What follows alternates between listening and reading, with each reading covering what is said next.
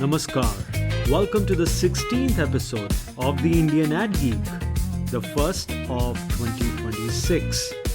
My name is Vishal Mehra and I wish everybody a happy and a healthy year ahead. They say you shouldn't look back, but to understand where we are going, you need someone who has steered the biggest ships in the harbor. Our guest today has seen the J, the W, and the T evolve into a powerhouse, navigated the integration of giants, and is now sitting at the upstream table of design. He's the man who climbed the ladder from an account executive to the group CEO of Wunderman Thompson South Asia, and is now the co-chairman of Start Design Group UK. Please welcome the legendary Tarun Rai.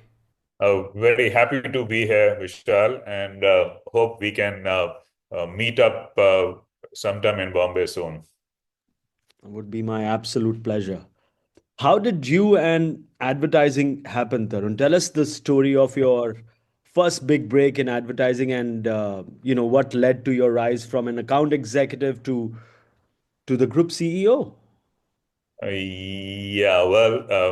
As many things in life, my blunder into advertising was more of an accident and not necessarily a well thought out career plan. And I'll tell you the reason for that, because out of campus, I joined Asian Paints. That was my first job.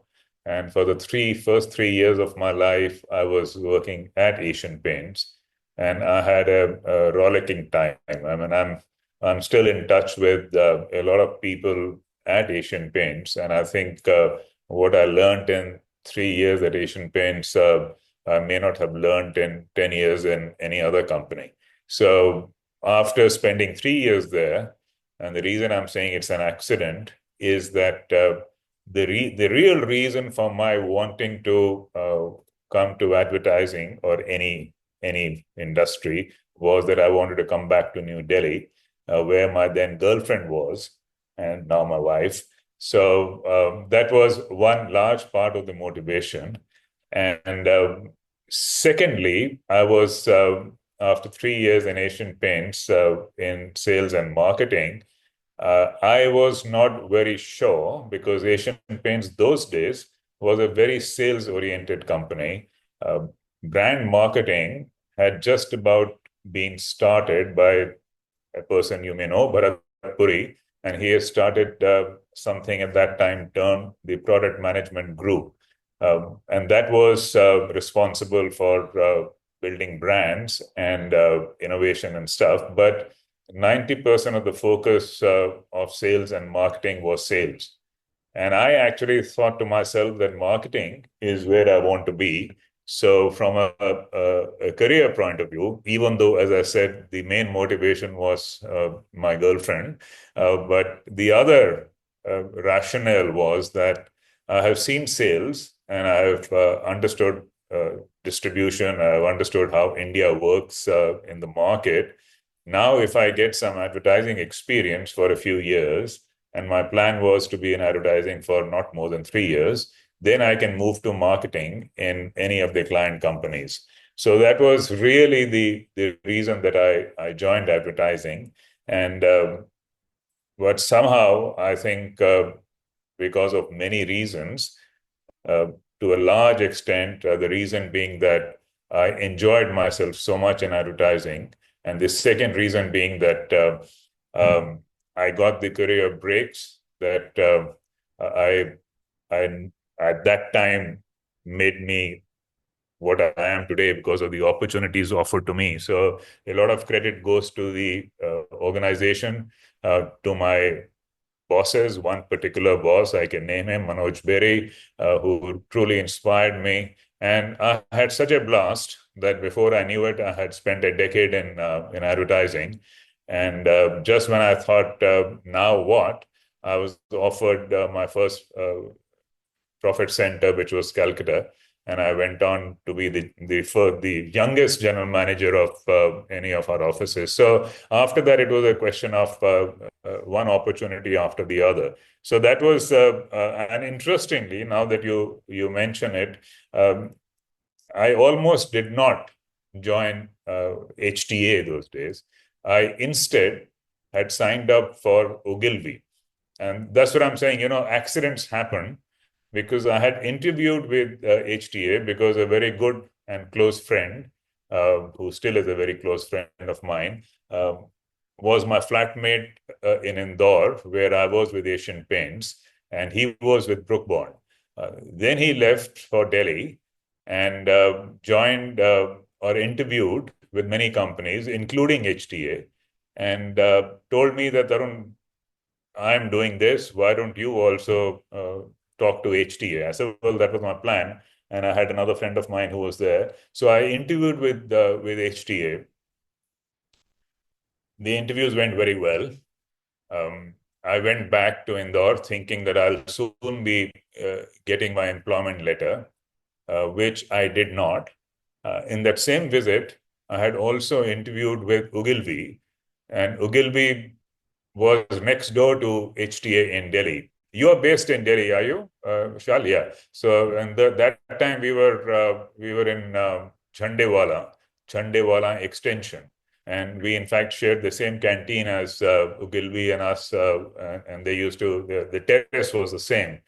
So I had interviewed there because the person heading Ogilvy in Delhi was a chap called Sanjeev Lamba, and Sanjeev Lamba was ex-Asian Paints. He was also had been, as I discovered, taught by my mother.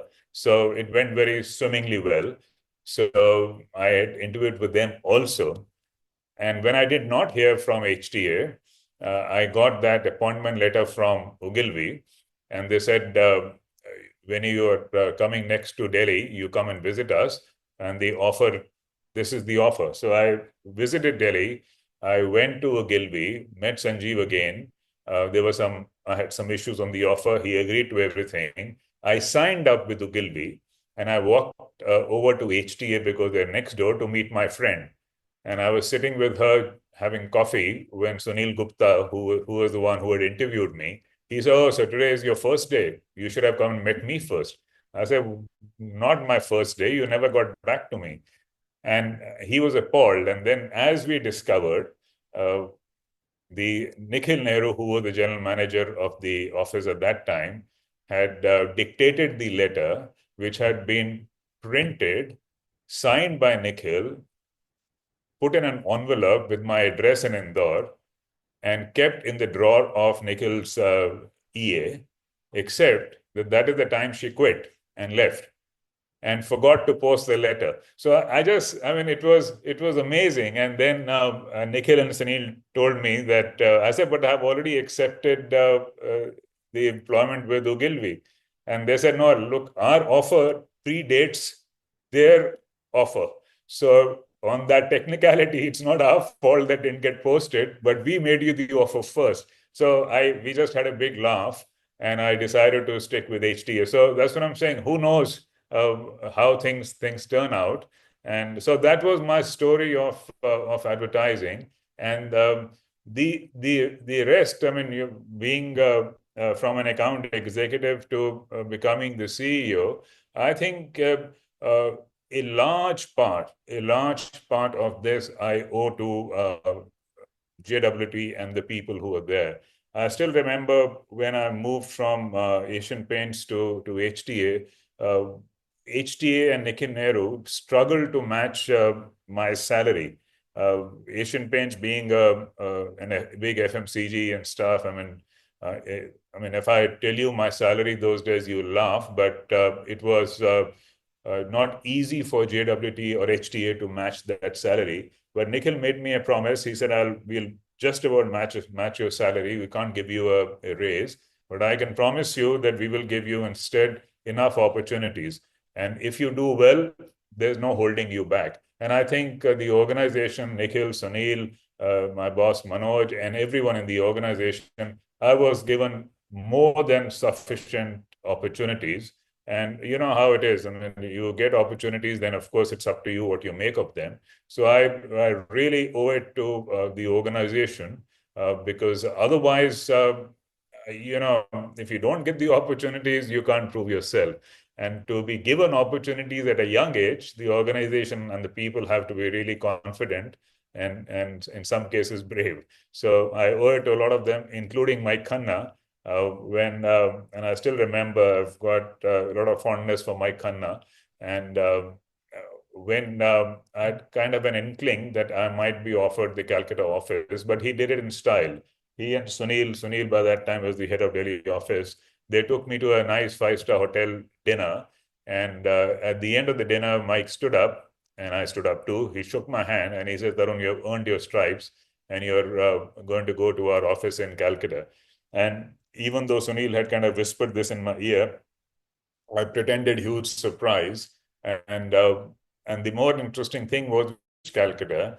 I had heard that one of our big accounts, which was ITC, which was 50% of the office, was at that time undergoing a huge pitch against Lintas. And that I knew about, but I didn't know that our second biggest account, which was Bata, which was another some 25, 30%, had already told us that they were moving away.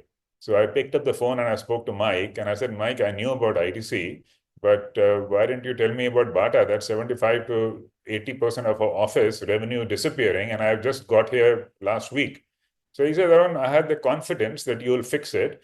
I didn't want to scare you too much. What's the point of scaring you before you even get there? I'm sure you'll fix it. And we did fix it. We retained both, and the office did very well. But I just felt that, look at the confidence that Mike Khanna and who represented the organization reposed in a young guy who had zero experience of running a profit center. So I'm saying it was a long answer to your question. It was an accident, but a happy accident, let's say.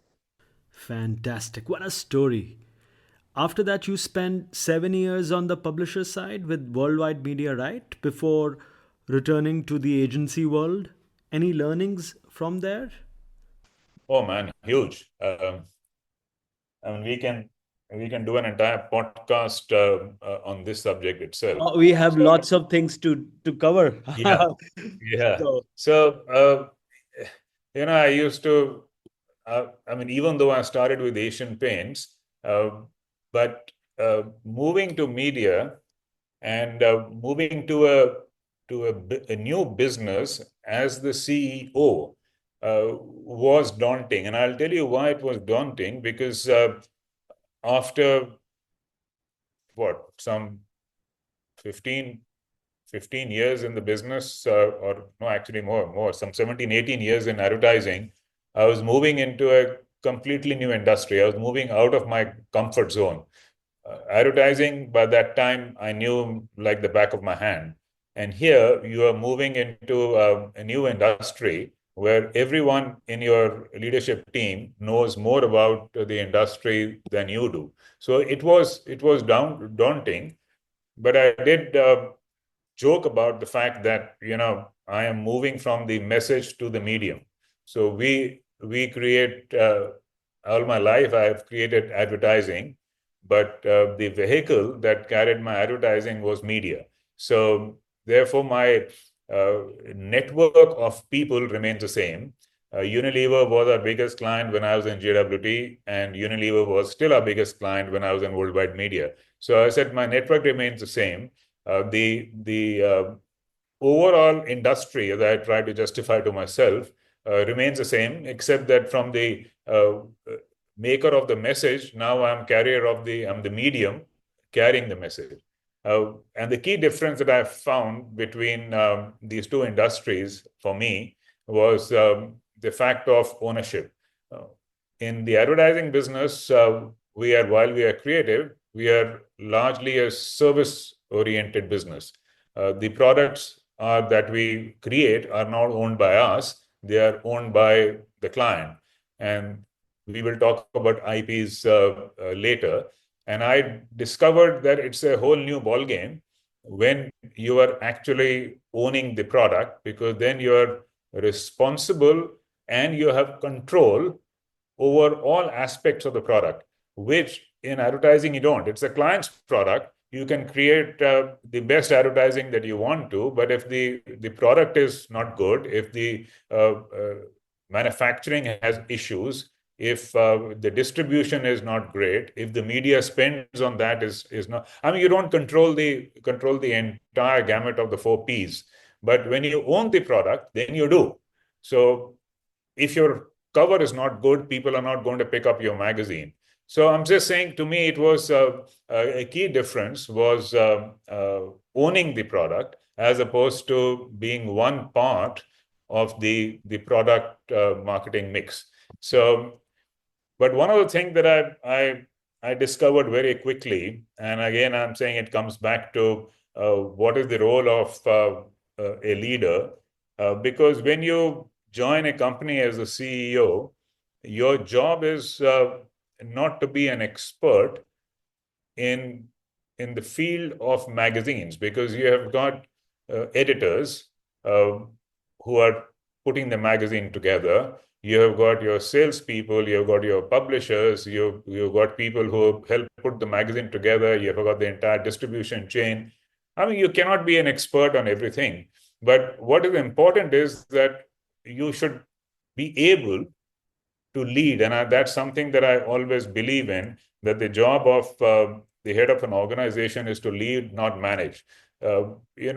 You and I, anybody, we don't want to be managed by our bosses. We want to be led by our bosses. You manage processes, you don't manage people. I mean, it's stupid to say, we manage. You've got political leaders, you don't have political managers. But somehow or the other, this concept of management has kind of been there in our business.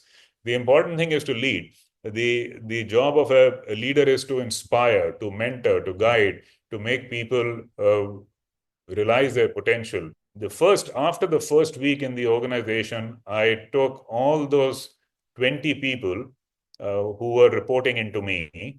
I took them for a leadership offsite for 2 days, and everyone made presentations on their magazines, their businesses, from editorial to distribution to sales, what the issues were. And after the end of 2 days, I told them, I said, thank you very much. Now I understand the business, and now together we will decide what we want to do.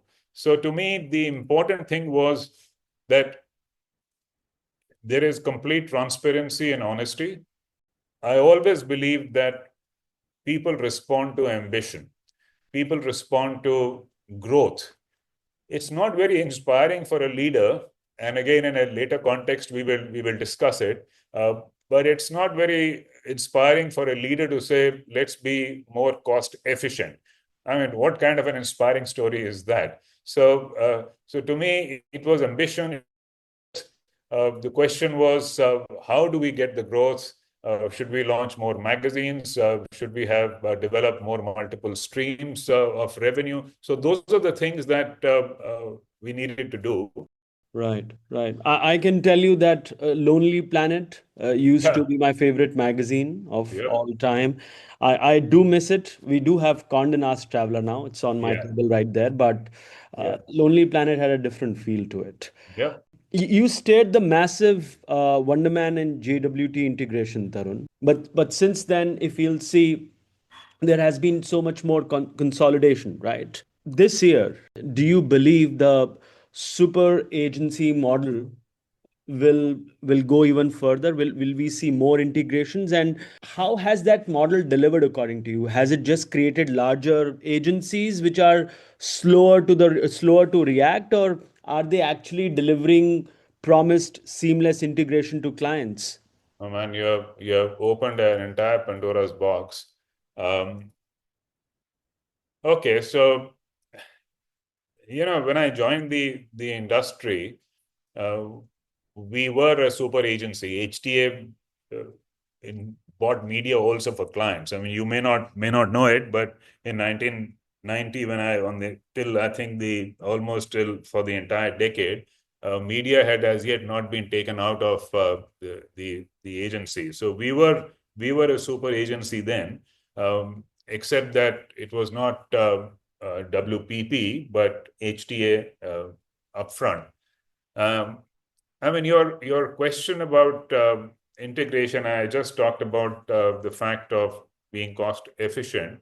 Um, to me, this entire past 7, 8 years, and I'll take WPP as an example because WPP was the larger agency, has been now in the news because they've now hired McKinsey to try and sort out their issues. But to me, mergers is not a solution to anything. And the reason I'm saying this is I just mentioned the fact that it was important when I was in worldwide media to shoot for growth. And it's not as if that it is easy to shoot for growth when you are confronted with lots of issues. So today we are talking about AI and stuff and all. When I joined worldwide media in 2008, first was the financial crisis almost immediately. So it was a trial by fire. I joined in March, and shortly afterwards, 3, 4 months after that, the entire global financial crisis blew up in our faces. Secondly, our business was also changing in worldwide. Suddenly, the print and ink magazine that you refer to, including Lonely Planet, was now being challenged by websites and online. And very quickly afterwards, rather than website, it became devices because the iPad got launched, and the mobile phones became smartphones and more adoption of smartphones. Suddenly, websites had to become apps. So you had to make sure that people were able to interact with your content even on a mobile phone. Even basic things like, landscape versus portrait, even those things became an issue. So the whole idea is that you can't then give up and say, okay, let me try to be cost efficient and merge 3 or 4 things together. That is a band-aid. That doesn't solve the problem. The problem is, how do you get growth? And for me in worldwide, the issue really was that who are we? Is Lonely Planet a brand? Is Femina and Filmfare a brand? Is Top Gear a brand? Or are they a format? Lonely Planet was available in the book form, but BBC bought it over and delivered it in another form, which was a magazine form. So those are formats. Top Gear was a television show to start with, but then it became a magazine. It also went into merchandising and stuff, and Top Gear was kind of everywhere. So my solution was to look at all our brands not as formats of ink and paper, but actually as brand which can have multiple revenue streams. And my point to our team, and I had made presentations in global magazine forums also, was that the key for us is that we are talking to people who are passionate about a subject. So if you are fond of Lonely Planet, and now you've got Continental Traveler in front of you, it's not that you're passionate about reading a magazine. You're passionate about travel. And if you are passionate about travel, and I give you access to the world of travel, why should I limit myself only to one format? So that's how we started approaching everything, because unlike Times of India, where I was, where the business was housed, the newspaper is not a passion business, because in a newspaper, you get politics on the front page and sports at the back page and business in somewhere in the middle. So it is kind of a generalist. But magazines, if you have to pay 150 rupees for a particular magazine, it's because you're passionate about cars, because you're passionate about Bollywood, because you're. So I'm saying if we can tap into that passion and we can give accessibility, we can have 5, 7 different formats for consumers to interact with and brands to interact with these consumers, not limited to only the printed magazine. So once you started looking at it like that, then suddenly you had 7 different revenue streams. I mean, Right. So the super agency model doesn't work according to you? The super agency model works. I'm saying we are concentrating on the wrong end. We are concentrating on creating efficiency rather than thinking up ways to create new revenue streams to build value. to me, it's kind of strange. And when the problem with mergers, and I've seen that Wunderman Thompson merger happened when I was responsible for it. It was very easy for me in India. And the reason it was easy for me in India is because uh, we were some 1,500 people. Wonderman was some 30 people. We had revenues of, man, huge, 60, $70 million. They had a revenue of $1 million. It took me exactly 2 days to get the merger going. And it was simple. But that was not the case in other parts of the world. In the US, Wunderman and JWT were equal, both in people as well as in numbers. But what really happens with mergers, and again, as I said, I was lucky it didn't happen in our case because it was an exceptional situation, is that it makes the organization very inward facing. And in a client-facing organization, if everyone is focused internally on how to make this, because for every job, now there are two people, every market is different. There are offices in 200 places across the world. How do you manage it? You start looking inward. You ignore the client. Revenue starts suffering. Clients don't have the patience. All the efficiencies that you have managed, suddenly when revenue departs, it becomes a zero-sum game because the revenue is dropping faster than your cost efficiencies. And then there is this culture clash. I joked, and I made a post on this also, that we were all invited to a conference in San Diego. This was our first conference with our new global head who had come from Wunderman. And even though it was the merger of equals, but it was Wunderman calling the shots. And at the end of 2 days, we were hanging around, and as you know, these things happen, but the JWT guys were hanging around together in the evening over a drink, and Wunderman guys were separate. And one of our creative heads of the EMEA region, he says to this group, and he was talking to me, he says, Tarun, we were just talking about how the conference had gone. He said, yeah, it was fine, but there are two words that we haven't heard in the last 2 days. I said, yeah, what are those two words? He said, creativity and brand. And again, it is a culture thing because, Wunderman came from a digital background. I mean, building long-term brand and brand value and creativity and all. They were more into, creating efficient models that, creating content and this and that. Very transactional, not brand oriented, not partnership oriented. So I just feel that it is not the issue of the super agency. The issue is focusing on the wrong things.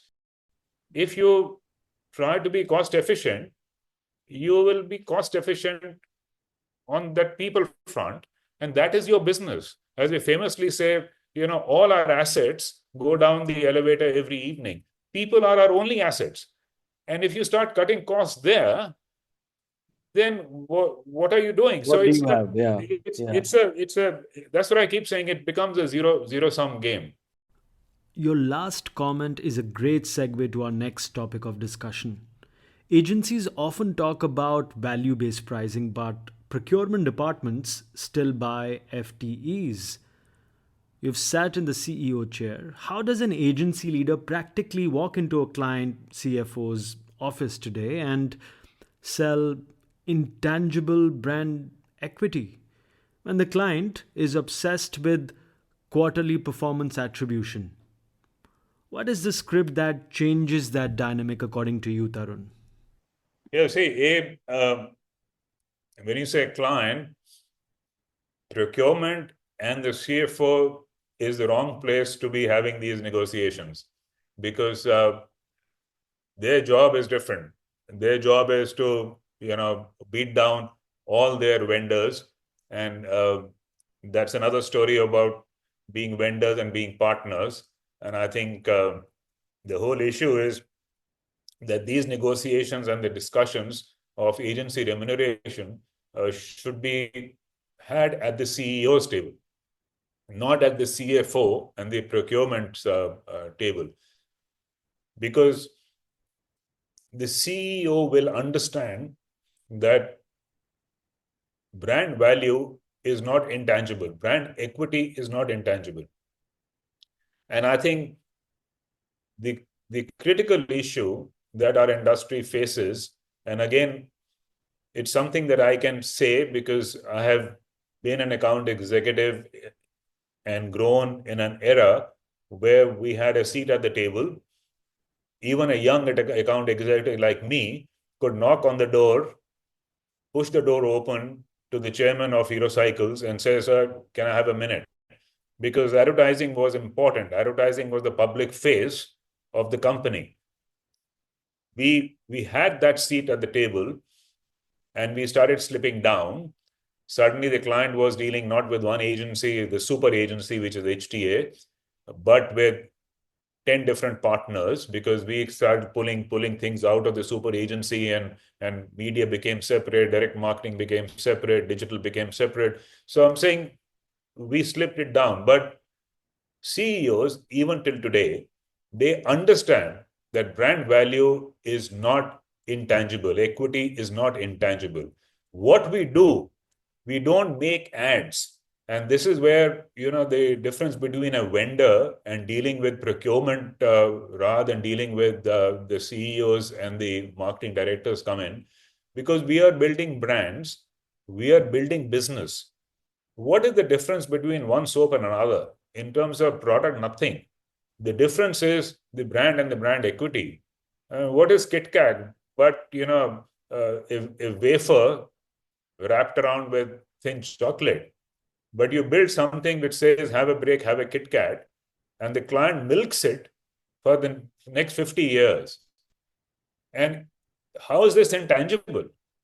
Can anybody say that my product is so superior that for 50 years people are having a chocolate wrapped wafer and they think, oh, this is qualitatively so different from anything else in the market? No, it is the intangible brand equity delivers very real business results. And I think, therefore, the discussions have to be with the CEO and they understand it. Whether it's a Kit Kat, whether it's a Colgate, whether it's a Coke or a Pepsi, Hero, Lux. I mean, even in the service industry, Flipkart and Amazon do the same thing.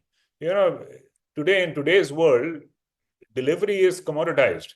Your product differentiation and the product advantage and the novelty, whether it's service or it is a product, FMCG or durable, that product superiority will remain for maybe 6 months. And after that, you'll be copied.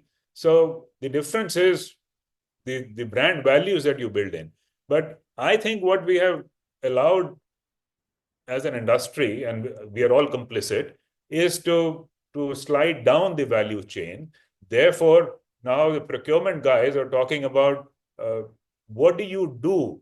We don't make ads. We build brand value. They say, no, forget that. You have to make so many number of ads for which we need so many number of people. So it becomes entire compensation is now an input-based compensation. To me, the script is first the actor that you're giving or discussing the script with is wrong. It should not be CFO and procurement. It should be CEO and marketing director. And then the script is not about how much work we do for you. It is how much brand value and business value we bring to the table. So then you would support the outcome-based pricing model, Tarun, as opposed to simple FTEs and hours and all that? Oh, absolutely. You say outcome, but when I joined the business, we were kind of outcome based. You could say we were output based. A 15% agency commission was actually not input based. At that time, no client said how many people are working on my business. Nobody bothered because they were rewarding you for the work that you were doing. If you make a good film, and I'm talking about those days when the three mediums were, newspapers, hoardings, and television. If you made a good film, the logic was we will run the film for longer. We will spend more money on that film or that piece of communication or that campaign because it is working. Because it is working and we are running it further and longer, you are making 15% for a longer period of time for that piece of work that you have done. If your work is not great, then you have put in a huge amount of effort to produce a campaign which may have cost you many FTEs and nobody was looking about working it like that. But we will spend less on it. So instead of 100, we will spend 10. And you will not therefore make the money that you would have made if your work was good. So it may not have been outcome based in terms of business results, but it was certainly output based. The better your output, the more money you make. Output is not good, you don't make that money. So to me, as they say, we cannot go back to the 15% agency commission days. As Martin Sorrell once told me, he said, you can't push the toothpaste back into the tube. So we can't go all the way back. But I'll tell you an interesting instance when one of our clients, big client in Bangalore, we just got their business and it was a very, very big business. It became our largest client in Bangalore. When we were discussing and negotiating, and this negotiation was CEO, which was me, and their CEO, they said, because we were not even discussing, commissions and stuff, we were discussing how many people, how many brands, therefore FTEs and stuff and all. And the client, the CEO, he said, Tarun, can we suggest something? I said, what? He said, can we put you on a basic retainer plus a commission? I said, who talks about commission in today's day and age? I thought commission was dead and gone. I'm very happy that you're talking about commissions, but what is your interest? And I was so surprised by his answer. He said, Arun, we have got one very big brand and we have got 4 small brands that we want you to work on. The big brand, because it is big and we are going to be doing lots of work on those brands, there it will make sense for you to discuss with us FTEs, because you will get all your big guns and your head of strategy, your head of creative, all guys who are earning lots of money, and therefore it will make sense for you to put it on FTE. And I can do that. However, I actually need your big guns on my 4 smaller brands. And if I actually put the time that I need on those smaller brands, those small brands will not be able to afford your big guns. So for my small brands, it makes sense for me to put you on commission, because it depends not on how much you are putting in, but it depends on what kind of work you're doing. And I thought, and he said, I can't have a situation where I'll say, I'll put you on FTE and service fee on the big brand, but for the small brands, I'll put you on outcome-based or output-based remuneration. So therefore, I am suggesting that we'll give you a small commission, not a small commission, a large commission, and a small retainer to cover your costs. I thought it was brilliant, because the client, that's what I'm saying, it's a CEO. The CEO says, I need Tarun Rai, I need, at that time, our creative head, Senthil Kumar, Bindu Sethi, who was our creative head, I need people like at that senior level to be working on my small brands. But in an FTE situation, the small brands can't afford it. So I'm saying, how do you marry it? So I'm saying it was great. And so to me, compensation can be looked at. But the issue is, what are we discussing? Are we discussing pieces of content? Are we discussing likes and Facebook and this and that all? Or are we discussing building your brand and therefore building your business? We've talked about agencies owning IP for 15 years, yet 99% of agency revenue is still service-based.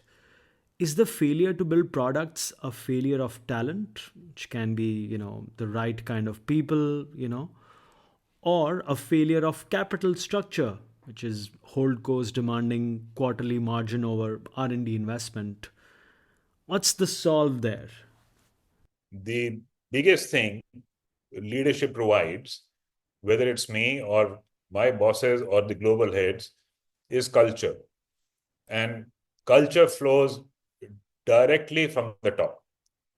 And if the culture becomes more bureaucratic and less entrepreneurial, talk about IPs and doing anything new fades away. we started, I'll just give you an example. I mean, I'll give you two examples. To me, many years ago, when I was heading the Bombay office, this would have been the period of 2002 to 2008, and I think this might be 2005.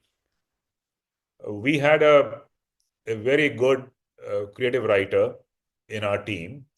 We had an excellent creative director, and the creative director comes to me and he says, Tarun, I want to discuss something with you. My Hindi writer has got a fantastic script idea. I said, for which client? He said, no, it's not a client. It's a film script. And one of our ad filmmakers has got a dream of becoming a Bollywood filmmaker.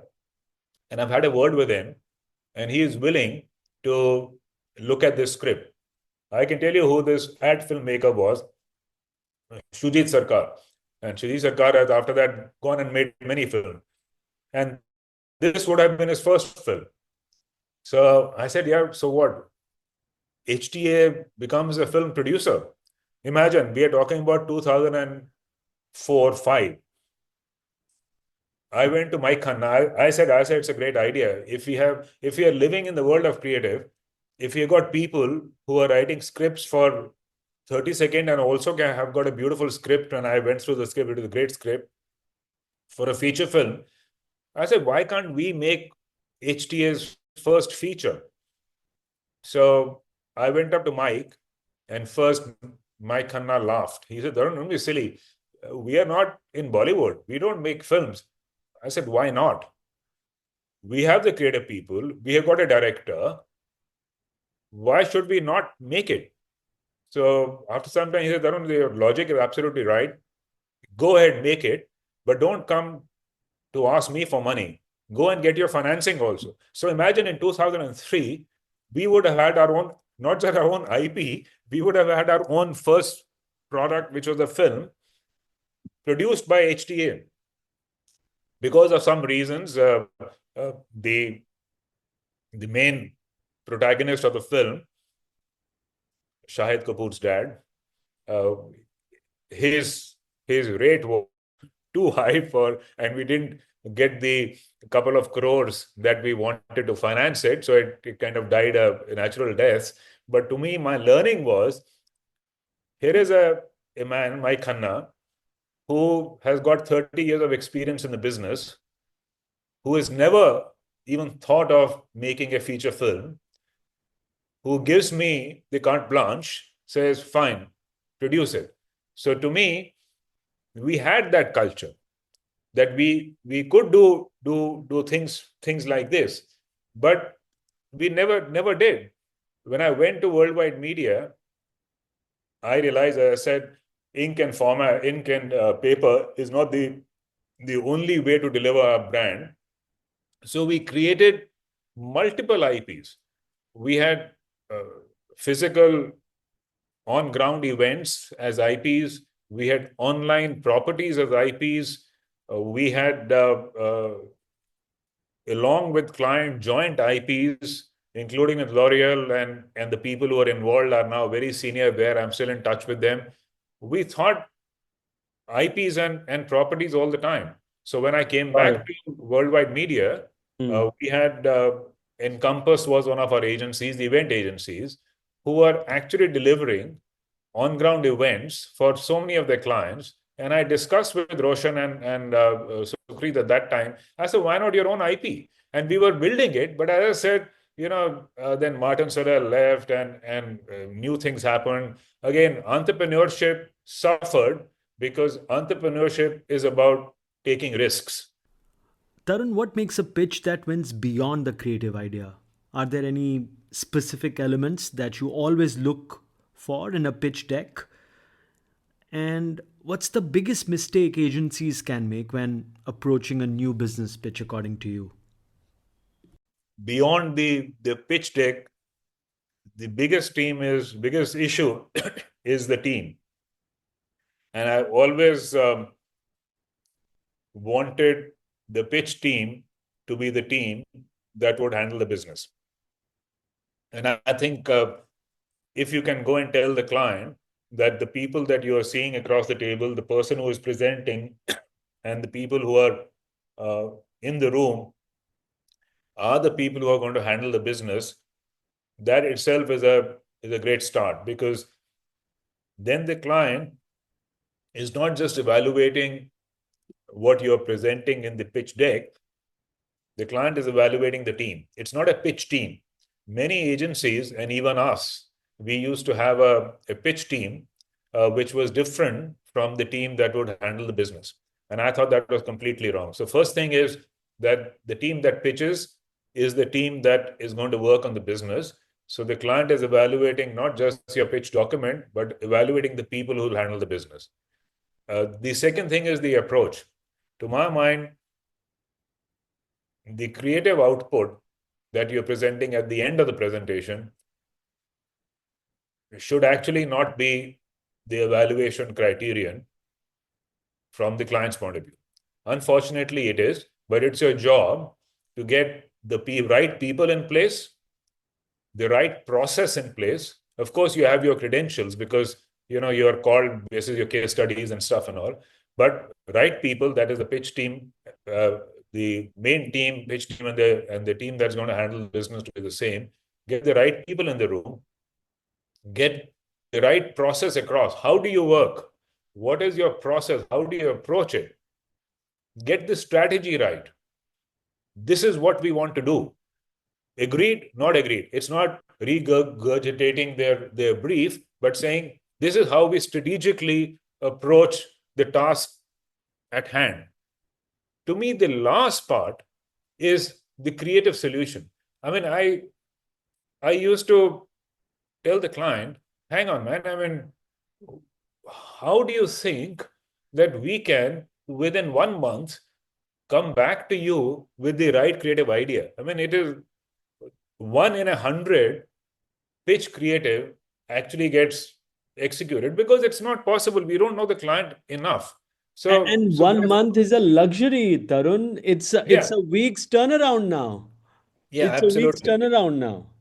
Yeah. So to me, therefore, again, to re-emphasize, the team, the process, the strategy, and very importantly, a strong point of view.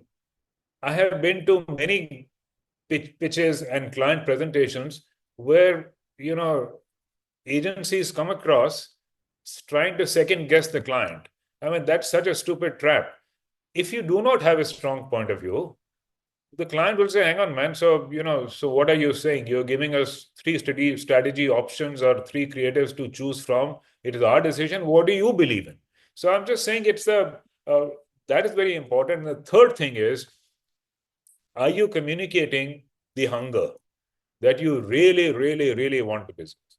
And there again, I think the trap, and which is what I found, and which is what I tried to eliminate from our pitch approach, was too many pitches.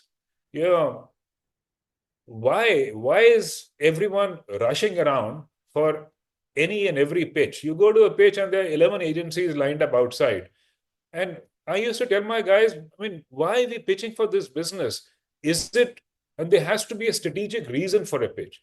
If the strategic reason is that this is a huge client, one of a massive MNCs, and has got some 20 brands, and we have got 0 out of them, and they open out their smallest brand for a pitch, and we want a toehold there, fine, go for it. If it's a pitch that you want to make, which you think is easy peasy, that all the other big agencies are already conflicted, you are the big daddy in that room, even basis just a little amount of work, you'll be able to get it, go for it. Or it's a business which is huge and you really want it. If you really want it, get your best people, devote time, spend money. I don't believe in this pitch fee business. I think that's all nonsense. You spend time on it, put time and effort, and then throw the kitchen sink at it and go and get it. So I'm just saying, whichever way you do it, you have to be selective. Rather than saying, okay, a client got in touch with us, we're going for a pitch. So you have to say, but why? So if you're not selective, then you can't get the right team. Then you cannot get spend time to get your strategy right. You cannot demonstrate hunger because you're not really hungry. You are there because we just landed up there along with another 10 agencies. So I'm saying that, to my mind, that is really the trick.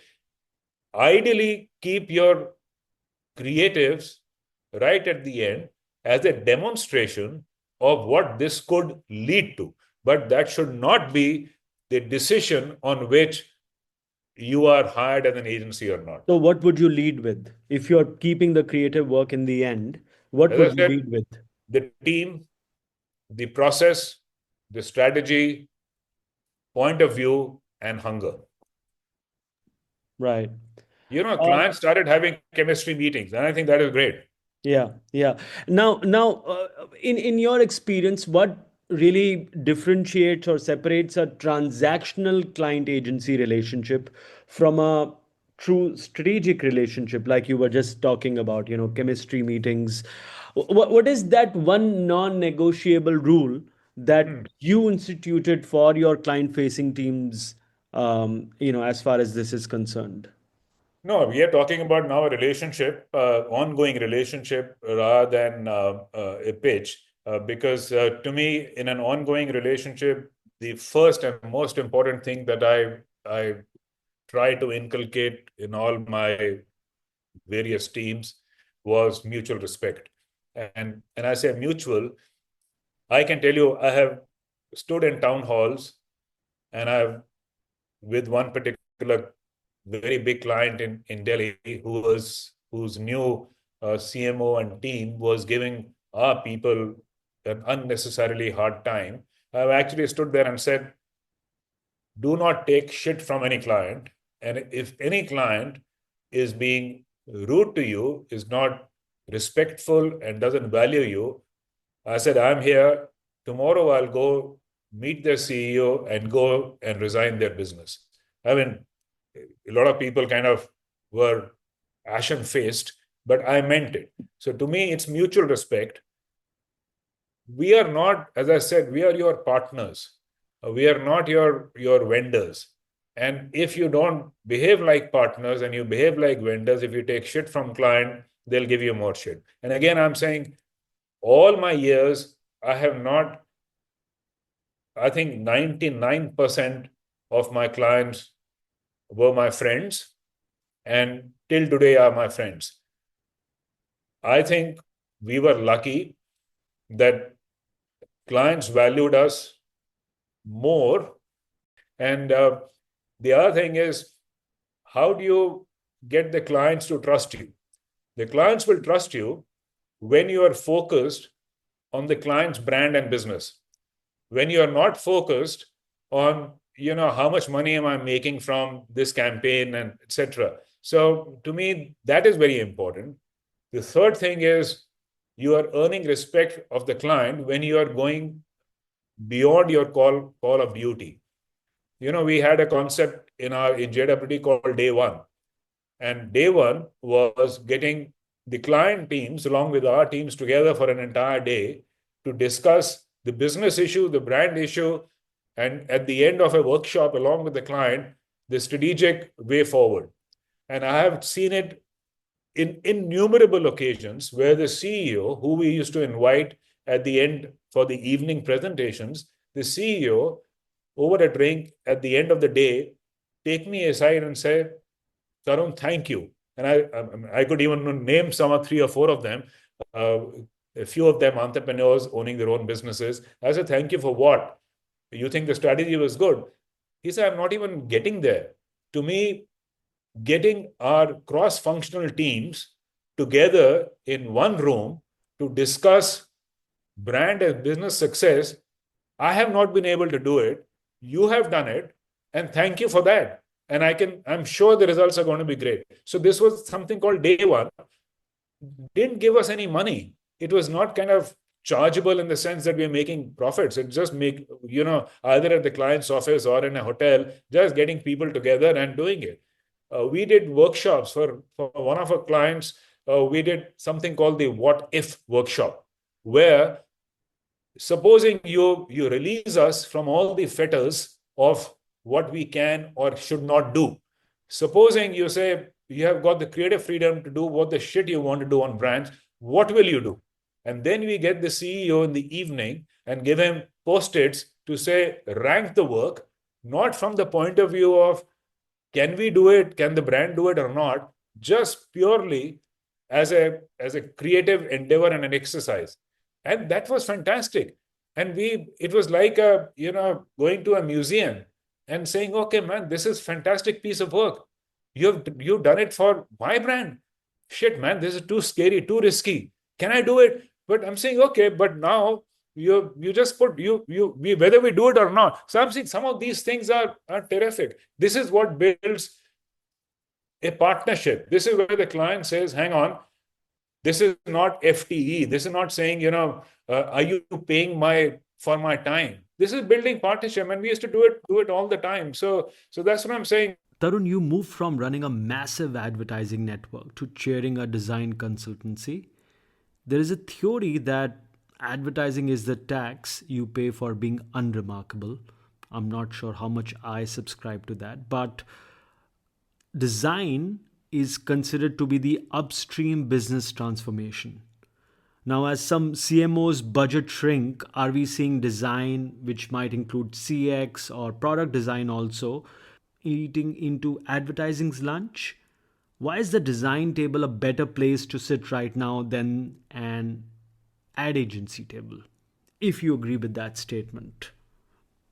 I mean, having built my career in advertising, I can't say it's an unremarkable business tax.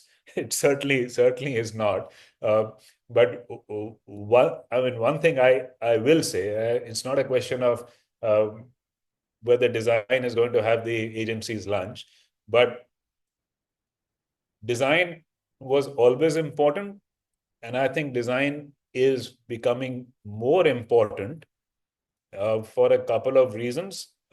One is simply time-starved, attention deficit consumers.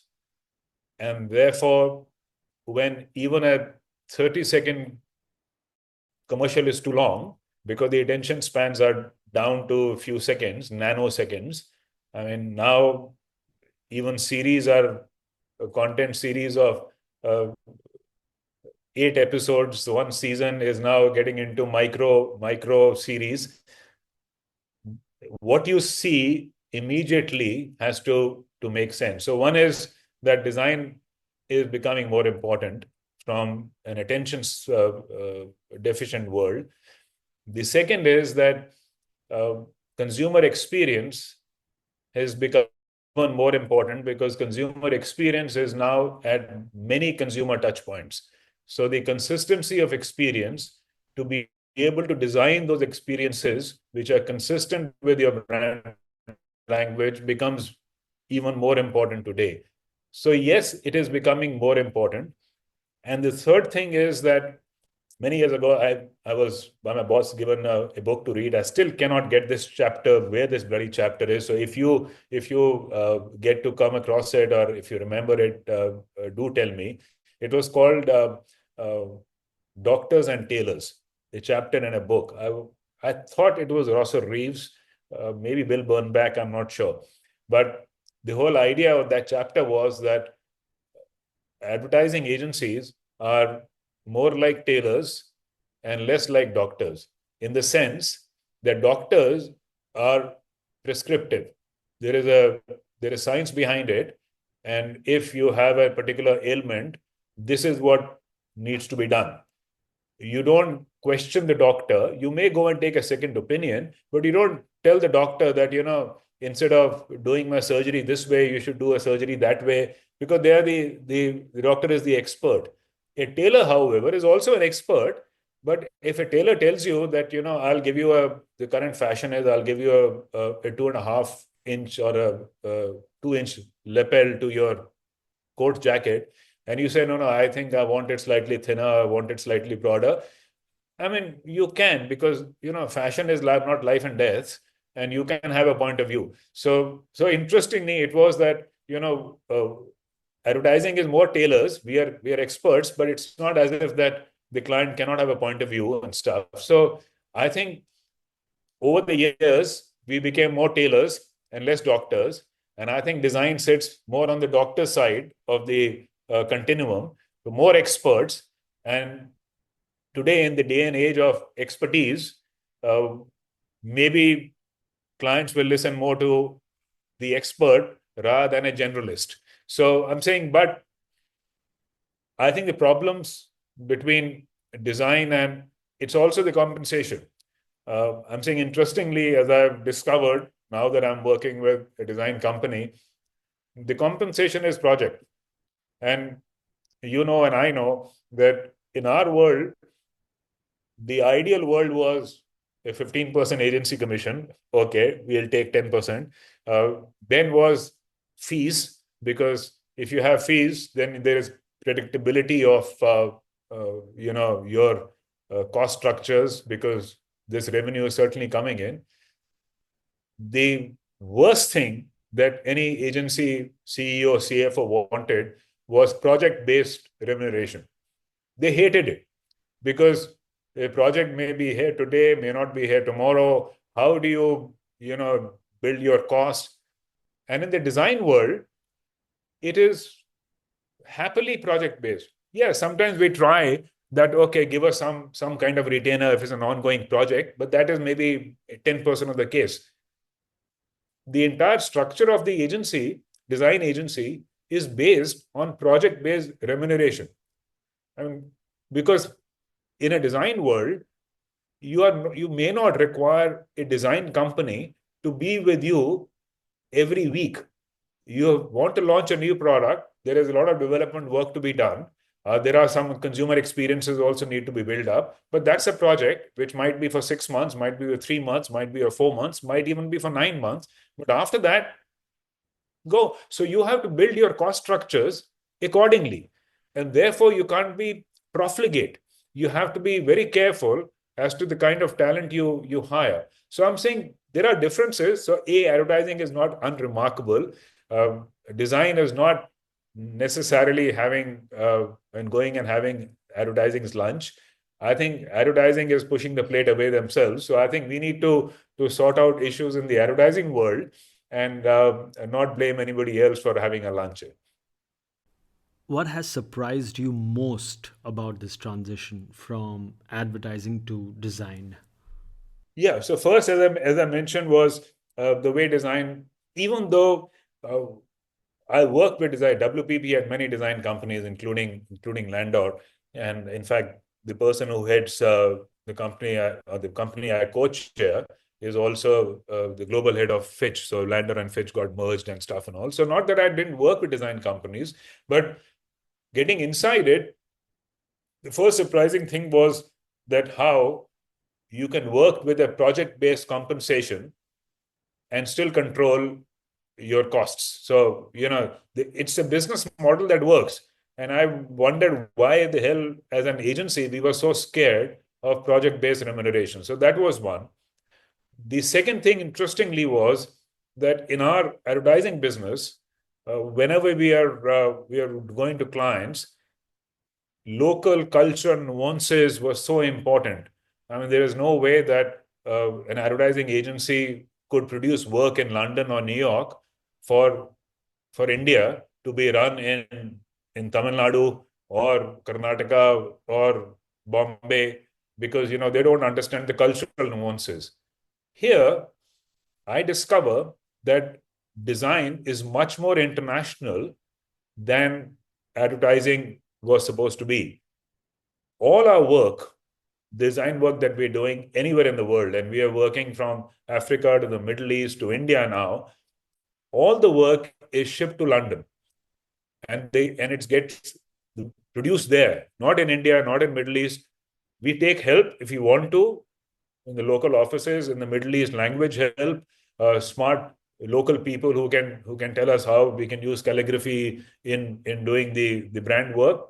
But that is only for a short input that we take from them. But all the main work is done out of the UK. And my question to my friend was, but how is it possible? You're talking about India, and you have to even packaging has to be on the shelves. And then I spoke to a friend of mine who was the CEO of one of the biggest FMCGs in the country. And I said, yeah, give us some work and stuff, but the work will be done out of London. He said, yeah, that's okay.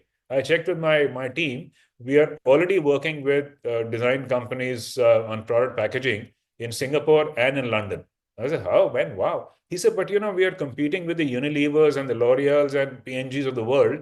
They are all international. So it's fine. So the second thing that surprised me was that how design is so much more international that you can, and some clients actually that I met told me that they prefer working with agencies based in the UK because the UK design aesthetic is very different from what they have seen in India, Singapore, or even any other part of the world. So that is the second difference because we were so local, we were so nuanced, cultural. And I remember working for Horlicks and how in a film, how the housewife wears the palla like this or like that, that itself was a critical make or break. But I'm saying design, the language is much more international.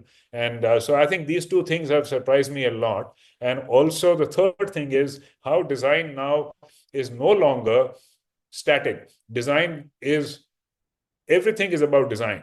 So again, from product and packaging to identity to website to app, navigation, UI, UX, all the way to various touch points. Which three skill sets should agency leaders double down on to stay indispensable over the next decade? I think first, most important thing is agility. And I think the more the world changes and the more quickly the world changes, if a leader is stuck in time, if a leader is not agile, and I'm talking equally about our industry as any other, I think there's going to be a problem. So we discussed my experience in worldwide, and when I came back, how I saw our advertising business have changed in the 7 years that I was away. And I think it's only going to change much more and much faster. So agility is one. If you do not have an entrepreneurial attitude, if you do not inculcate that in your organization, if you want to stay on the tried and tested route, then there is no point. You should, in an organization, encourage definitely and with a certain amount of urgency and entrepreneurial culture. The third thing to my mind is invest in talent. And when I say invest in talent, I again re-emphasize the fact that invest in new talent. Don't go with, again, your comfort zone of, as I always used to tell my people, we keep hiring people like ourselves. So, and that is the danger. The world is changing. You need to bring in new talent, talent which you may even find difficult to interview and to make calls on. To my leadership team in JWT, I gathered them in the room and everyone was talking about digital and this and that and whatever. And my HR head was also there. I said, okay, can we all now decide that the next person that we are going to hire and all the people that we are going to hire now for through the year, we are not going to hire anybody from another agency. We'll hire from digital agencies, content agencies, FMCG companies, tech companies, but we will not hire from another agency. If you don't have curiosity yourself as a leader, then you fail.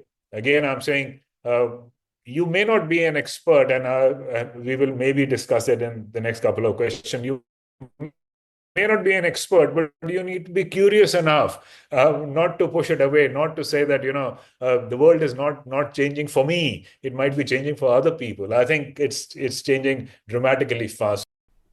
As we come to the end of our conversation, Tarun, I'm tempted to ask you if there are any leadership lessons from running both creative and media businesses that you'd like to share with the listeners. You've already shared a wealth of wisdom, a ton of wisdom, so maybe this can be an underline in the end. The first thing a leader does and defines is the culture of a place. And I have seen that wherever I have gone, whoever I have worked with and reported into, I have seen how culture flows right from the top. And I'm talking not just about myself, I'm even talking about people I've worked with, because the culture of an organization is uh, is the culture of your immediate boss. And there have been even studies for that. And to me, as I said, building an entrepreneurial culture is extremely important. What the leader does, even the small things a leader does, uh, builds culture. I'll give you two examples. The first thing is when I came back to JWT after 7 years in worldwide media, there was I was on a different floor from the Bombay office, and my glass door, which I faced, had a film on it, and I just thought that to be odd because I was instrumental in. I was the one who worked with the designers to design this office that I was returning to, and it was all plain glass, no films anywhere, even on the Bombay office floor. So I just told my admin head, I said, please have this removed. And it got removed. And 2 days later, my head of creative came to me and she said, oh, man, so this is what everyone's talking about. And I said, what the hell are they talking about? She said, you don't know, this story has gone around that Tarun has got this glass film removed from his door. I said, yeah, so she said, you don't get it. It is metaphorical. They think that this means that there is going to be more transparency, that you are not doing and deciding things which are you are going to be only informing us. This is now a different organization. I said, oh, wow. Building the leadership team, suddenly I realized that after two installments of the leadership team, I was going to our Delhi office, and I was told by my head of the Delhi office that, Tarun, would you care to join us in the other room? We were having a meeting. My leadership team was then getting replicated in smaller leadership teams in every office, which was not the case earlier. So these small things start building culture. I went for a townhouse in one of our offices, and there was some question about, loyalty towards the organization. I said, it's all crap. You should expect loyalty from the organization rather than the organization expecting loyalty from you. You are doing us a favor by staying on, and it is important for you to question your bosses to say, hang on, my job is not enjoyable enough. I'm not getting enough opportunities, and it's incumbent on your boss and the organization to provide you with a better environment to make your job more enjoyable. The second thing is to have ambition, and the ambition, as I said, is should be a realistic ambition, but it should be inspiring. Merging companies and being cost efficient is not inspirational for anybody. It's not inspirational for your team. It's not inspirational for youngsters. The third thing is make yourself, if you can, dispensable, not indispensable. Have a leadership team. Everyone, I mean, it should be aligned. I still remember, and these are the lessons that I learned very early on, and it is not to do with seniority. I still remember in the days that Doordarshan was our biggest channel, and we had to send them pneumatics just in time so that they could catch the Chitrahar or whatever. And we had to send some peons to the Doordarshan office to deliver the cassette right on time. And I still remember, if I would send a peon, I would explain to the peon what this pneumatic contain, which client's film is going to be on air, on which day of Chitrahar, and therefore the urgency of you delivering this particular tape to Doordarshan.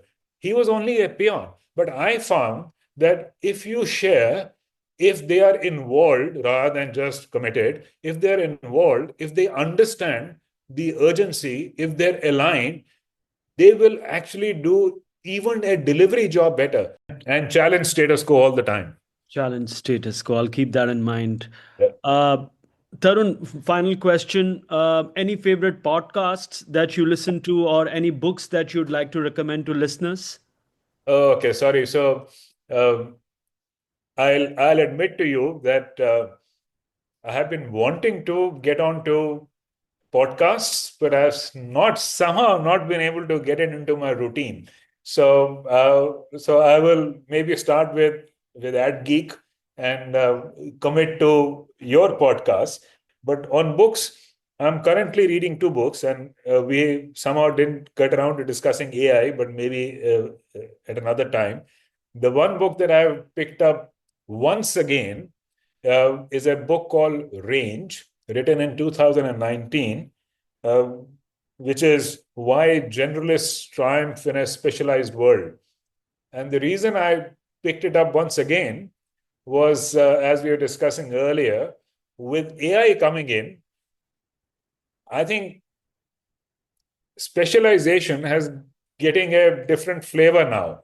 Specialization is even specialization is getting commoditized. Even specialization can now be done by AI. So interestingly, some of the things that we just talked about leadership, that's got nothing. That AI is not going to replace all the 4-5 things that we talked about. So I'm saying that's the reason I picked up the book once again. And on the fiction side, I just discovered I'm a big fan of Agatha Christie's, and somehow I had missed it, but I discovered that Hercule Poirot rises again, and this time penned by a woman called author called Sophie Hannah. And Sophie Hannah has got permission from the Agatha Christie's Foundation to write new stories around cases of Hercule Poirot. So I've just started reading Agatha Christie once again. I've read all of Agatha Christie's books. Perfect. Tarun, it's been truly a pleasure listening to you, learning from you, from all your wisdom. Thank you so very much for your time, and I wish you a very happy 2026 ahead. And to you, lovely talking to you. Lovely talking to you. And that is a wrap on our ear opener. From the super agency paradox to the script you need to use when talking to a CFO. Tarun has given us a masterclass in shifting from a service mindset to a value mindset. If there's one thing to take into 2026, it's this: stop counting hours and start building IP. A massive thank you to Tarun for joining us. Next Sunday, the Indian AdGeek will have the global COO of Air Canada, Mark Nasser, as the first guest of 2026. It is a blockbuster episode. If you have enjoyed this episode of the Indian AdGeek, don't forget to hit subscribe, leave us a review, and share it with someone who might enjoy it. The Indian AdGeek streams on all major podcast apps. Tarun is not active on X, but I am at Vishal Van Mehra everywhere. Hit me up with your feedback. Until next time, keep your creative antennas tuned and your AdGeek flag flying high. Stay quirky, stay curious, and keep geeking out.